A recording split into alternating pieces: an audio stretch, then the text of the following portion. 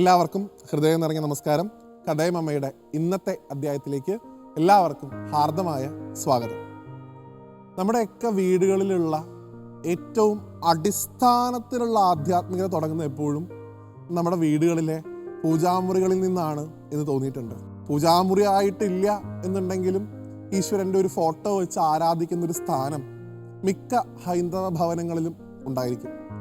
എങ്ങനെയാണ് നമ്മൾ അവിടെ ആരാധന നടത്തുന്നത്? നമുക്കിപ്പോൾ പുഷ്പം, ധൂപം, ദീപം, ജലം ഒക്കെ വെച്ചിട്ടുള്ള പഞ്ചോപചാരങ്ങൾ അർപ്പിച്ചുകൊണ്ടുള്ള പൂജയൊന്നും ചിലപ്പോൾ എല്ലാവർക്കും സാധിച്ചോളണമെന്നില്ല. നമ്മളൊന്നും വിദ്യാമണ്ഡം പൂജ പഠിച്ചിട്ടുള്ള വിഭാഗത്തിൽപ്പെട്ട ആൾക്കാരും ആയിക്കൊള്ളണമെന്നില്ല. നമ്മുടെ സാധാരണ ഒരു ആരാധന എപ്പോഴും നിലനിൽക്കുന്നത് അതാത് വീട്ടിലെ ആ സ്ഥാനത്ത് ഒരു വിളക്ക് വെച്ചുകൊണ്ടാണ്. വിളക്ക് വെക്കുക രണ്ടു നേരത്തും, രണ്ട് സന്ധ്യകളിൽ, പ്രഭാത സന്ധ്യയിലും ത്രിസന്ധ്യാസമയത്തും വിളക്ക് വെക്കുക എന്നുള്ളതാണ് നമുക്ക് പൂർവികർ പറഞ്ഞു തന്നിട്ടുള്ള ഏറ്റവും മിനിമം ആധ്യാത്മികത. അതും ചെയ്യാത്ത ആളുകളുണ്ട് പലപ്പോഴും. ആ രീതിയൊക്കെ മാറി നമ്മുടെയൊക്കെ വീട്ടിലൊരു ഈശ്വര സാന്നിധ്യം ഉണ്ടാവാൻ വിളക്കിന് വലിയ പ്രാധാന്യമുള്ളത്. ഇനിയിപ്പോൾ ഫോട്ടോ ഒന്നുപോലും ഇല്ല, ഒരു ഭഗവാന്റെ വിഗ്രഹം ഇല്ല, ഒന്നുമില്ലെങ്കിൽ പോലും ഒരു വിളക്ക് കത്തിച്ച് വെക്കുക എന്ന് പറയുന്നത് അത്രയധികം ഐശ്വര്യമുള്ള കാര്യമായിട്ടാണ് കണക്കാക്കുന്നത്.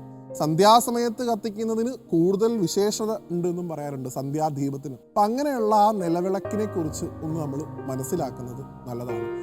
വെറും ഒരു നിലവിളക്കല്ല അത്. അതൊരു ഓടുകൊണ്ട് ഉണ്ടാക്കിയ, അല്ലെങ്കിൽ വെള്ളി കൊണ്ട് ഉണ്ടാക്കിയ, ഇനിയിപ്പോൾ പഞ്ചലോഹം കൊണ്ട് തന്നെ ഉണ്ടാക്കിയിട്ടുള്ള, സ്വർണം കൊണ്ടുണ്ടാക്കിയ നിലവിളക്കാണെങ്കിലും അതിൽ സങ്കല്പിക്കേണ്ടത് ദേവതകളെയാണ്. ഏതൊക്കെ ദേവതകളെയാണ് സങ്കല്പിക്കേണ്ടത്? സാധാരണ നമ്മൾ ആൽവൃക്ഷത്തിൻ്റെ കാര്യം പറഞ്ഞതുപോലെ തന്നെ ആ നിലവിളക്കിൻ്റെ ഏറ്റവും അടിഭാഗം, ആ വട്ടത്തിലുള്ള ആ ഭാഗം, അവിടെ ചിന്തിക്കുക ബ്രഹ്മദേവനെയാണ്. അവിടെ നമ്മൾ പുഷ്പം അർപ്പിക്കുന്നത് ബ്രഹ്മാവിനെ സങ്കല്പിച്ചിട്ടാണെന്നാണ്. നിലവിളക്കിൻ്റെ തണ്ട്, അതാണ് ആ നിലവിളക്കിനെ ഇങ്ങനെ പിടിച്ചു നിർത്തുന്നത്.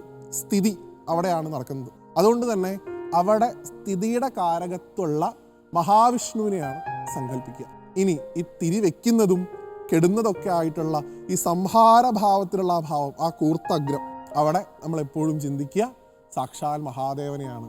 അപ്പോൾ ഒരു നിലവിളക്ക് സാധാരണ രൂപത്തിൽ ഒരു വെളിച്ചം ഇല്ലാതിരിക്കുമ്പോൾ തന്നെ അത് ബ്രഹ്മ, വിഷ്ണു, മഹേശ്വരന്മാരുടെ സങ്കല്പം അതിൽ വന്നു കഴിഞ്ഞു. ഇനി അതിൽ എണ്ണയോ നെയ്യോ നിറച്ചുകൊണ്ട് ഒരു തിരി ഇട്ട് കത്തിക്കുകയാണെന്നുണ്ടെങ്കിൽ ആ തിരിയായിട്ട് കത്തുന്ന ആ ജ്വലിക്കുന്ന ഭാഗം അത് മഹാലക്ഷ്മിയാണെന്നാണ് സങ്കല്പം. ആ ജ്വലിക്കുന്ന ആ തീയിലൂടെ ഉണ്ടാവണ വെളിച്ചം അത് അറിവാണ്, അതുകൊണ്ട് അത് സരസ്വതിയാണ് എന്നാണ് സങ്കല്പം. ഇനി അതിലൂടെ ഉണ്ടാവുന്ന ചൂട്, ആ വിളക്കിൻ്റെ നാളത്തിലുണ്ടാവുന്ന താപം, അത് ശക്തിയാണ്, അതുകൊണ്ട് തന്നെ അത് ശ്രീപാർവതിയാണ് എന്നാണ് സങ്കല്പം.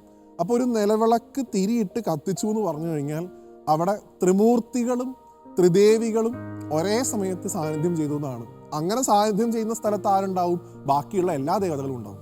അതുകൊണ്ട് തന്നെ ഒരു നിലവിളക്ക് കത്തിക്കുക എന്ന് പറഞ്ഞു കഴിഞ്ഞാൽ എല്ലാ ദേവതകൾക്കും ഒരു ഉപചാരം കൊടുക്കുക എന്നാണ് അതുകൊണ്ട് ഉദ്ദേശിക്കുന്നത്. അതെപ്പോഴും പ്രഭാതത്തിലും ഒപ്പം തന്നെ ത്രിസന്ധ്യയിലുമെങ്കിലും മിനിമം ചെയ്യാനുള്ള ഒരു ത്രാണി നമുക്ക് ഉണ്ടാവണേ എന്ന് ഭഗവാനോട് പ്രാർത്ഥിക്കുക. ചില സ്ഥലങ്ങളിൽ അത് കെടാവിളക്കായിട്ട് കത്തിക്കുന്ന പാരമ്പര്യമുണ്ട്.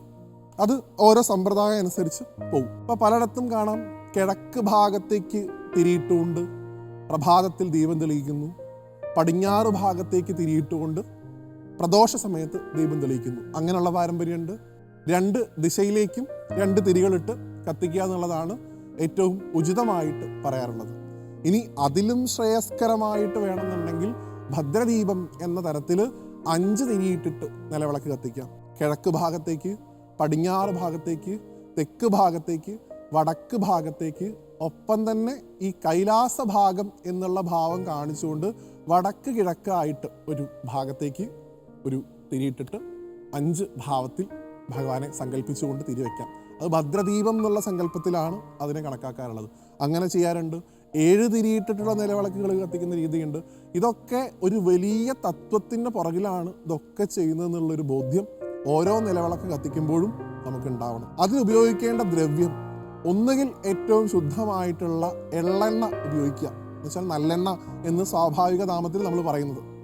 അതല്ലെങ്കിൽ ഏറ്റവും വിശേഷപ്പെട്ടത് നെയ്യ് ഉപയോഗിക്കുക എന്നുള്ളത് തന്നെയാണ്. നെയ്വിളക്ക് കത്തിക്കുക, ഇതിന് വലിയ പ്രാധാന്യമാണുള്ളത്. അതിപ്പോൾ കുറച്ച് സമയത്തേക്കേ ഉള്ളൂ എന്നുണ്ടെങ്കിൽ പോലും ഒരു നെയ്വിളക്കായിട്ട് എല്ലാ ദിവസവും കത്തിക്കാൻ പറ്റുമെങ്കിൽ വളരെ ശ്രേയസ്കരമാണ്.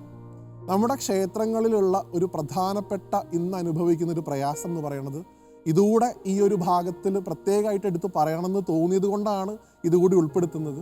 നമ്മൾ ഉപയോഗിക്കുന്ന ഈ എണ്ണയിലുണ്ടാവുന്ന ശുദ്ധി, അതിന് വലിയ പ്രാധാന്യമുള്ളത്. നമ്മളൊക്കെ പലപ്പോഴും ഇന്ന് ഉപയോഗിക്കുന്ന ഈ വിളക്ക് കത്തിക്കാനായിട്ട് ഉപയോഗിക്കുന്ന വിപണിയിൽ ലഭിക്കുന്ന എണ്ണയിലൊക്കെ ഉണ്ടാവുന്ന ശുദ്ധി എത്രത്തോളം ഉണ്ട് എന്ന് സ്വയം നമ്മൾ തന്നെ പരിശോധിച്ചാൽ നമുക്ക് ബോധ്യപ്പെടാൻ സാധിക്കും. അത് കത്തിക്കുമ്പോൾ ഉണ്ടാവുന്ന ആ പുകയിൽ നിന്നുണ്ടാവണത് നമ്മൾ കരുതുന്നത് പോലെയുള്ള ഒരു വിശേഷപ്പെട്ട ഒരു എനർജി ആവില്ല. അപ്പോൾ പാവപ്പെട്ട നിരവധിയായിട്ടുള്ള ശാന്തിക്കാരൊക്കെയാണ് ഈ ശ്രീകോവിലിനകത്തൊക്കെ ഇത്തരത്തിലുള്ള നല്ലതല്ലാത്ത ദ്രവ്യങ്ങൾ ഉപയോഗിച്ചുകൊണ്ടുള്ള വിളക്ക് കത്തിച്ചതുകൊണ്ട് പല പ്രയാസങ്ങളും അനുഭവിക്കുന്നത്. അതുകൊണ്ട് നമുക്കൊക്കെ ഒരു തീരുമാനം എടുക്കാം, സാധിക്കുമെങ്കിൽ എല്ലാ ക്ഷേത്രങ്ങളിലും നമ്മുടെ എല്ലാ വീടുകളിലും നെയ്വിളക്കോ അല്ലെങ്കിൽ ഏറ്റവും ശുദ്ധമായിട്ടുള്ളതോ ആയിട്ടുള്ള എണ്ണ ഉപയോഗിച്ചുകൊണ്ട് തന്നെ ആ വിളക്ക് കത്തിക്കാൻ വേണ്ടി ശ്രമിക്കുക. അത് ആ ആരാധിക്കുന്ന ആളുടെ ആരോഗ്യത്തിനും കൂടെ അത് വളരെയധികം കരണീയമായിരിക്കും. ഒപ്പം കരിന്തിരി കത്താതെ സൂക്ഷിക്കണം എല്ലാ വിളക്കും എന്നാണ്. ആ കത്തിച്ച് വെച്ച വിളക്ക് അണഞ്ഞ് അതിൽ നിന്ന് പുക വരുന്ന തരത്തിൽ ഒരു വളരെയധികം താമസികമായിട്ടുള്ള രൂപത്തിൽ ആ നിലവിളക്ക് കാണപ്പെടുന്നതും ശുഭകരമല്ല. കരിന്തിരി കത്താതെ വേണം എപ്പോഴും നിലവിളക്കിനെ സൂക്ഷിക്കാൻ. സാധിക്കുമെങ്കിൽ എല്ലാ സമയത്തും നിലവിളക്ക് ഉപയോഗിക്കുമ്പോൾ കഴുകി വൃത്തിയാക്കിയതിന് ശേഷം മാത്രം നിലവിളക്ക് ഉപയോഗിക്കുക. ഭഗവാന് നമ്മൾ അഗ്നി നേദിക്കുകയാണ് എന്നാണ് സങ്കല്പം. ഇത്രയൊക്കെയാണ് നിലവിളക്കിനെ കുറിച്ച് ചുരുങ്ങിയ സമയത്ത് നമുക്ക് പറയാൻ സാധിക്കുക. ആചാര്യന്മാരോട് ചോദിച്ചാൽ നിരവധിയായിട്ട് അതിൻ്റെ മാഹാത്മ്യം ഇനിയും മനസ്സിലാക്കാൻ നമുക്ക് സാധിക്കും. അതൊക്കെ മനസ്സിലാക്കിക്കൊണ്ട് വിളക്ക് വെപ്പ് എന്നുള്ള അല്ലെങ്കിൽ സന്ധ്യാദീപം എന്നുള്ള നമ്മുടെ ആ പാരമ്പര്യം എപ്പോഴും നമ്മുടെ കൂടെ ഉണ്ടാവട്ടെ എന്ന് ഭഗവാനോട് പ്രാർത്ഥിച്ചുകൊണ്ട് ഈ ഒരു അധ്യായത്തിൽ നിന്ന് വിടവാങ്ങുന്നു. എല്ലാവർക്കും നന്ദി, നമസ്തേ.